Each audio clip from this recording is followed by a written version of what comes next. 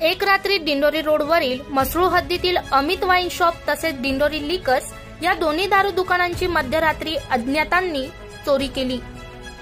हा सर्व प्रकार दिनांक 3/1/2022 रोजी मध्यरात्री 1 वाजेच्या सुमारास घडला असून ही सर्व घटना सीसीटीव्ही कॅमेरामध्ये कैद झाली आहे। दोन्ही दुकानांमध्ये सीसीटीव्ही कॅमेरे असल्यामुळे चोरास शोधण्यासाठी मोठी मदत होत असल्याचे दिसत आहे। प्राथमिक माहितीनुसार अमित वाईन शॉप या दुकानातील 4 ते 5 लाख रुपयाची तसेच दिंडोरी लिकर्स या वाईन शॉप मधील 3 ते 4 लाख रुपयाची चोरी झाल्याचे समजते आहे।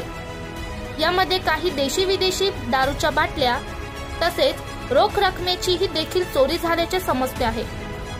घटनास्थळी श्वान पथक व मसरूळ पोलीस स्टेशन मधील सर्व अधिकारी व कर्मचारी दाखल झाले। पुढील तपास मसरूळ पोलीस करत असून आरोपीला शोधण्यासाठी मसरूळ पोलीस कसोशीने प्रयत्न करत आहेत। रणजित झापर्डेसह प्रतीक्षा वसावे, स्टार लोकशक्ती न्यूज, नाशिक।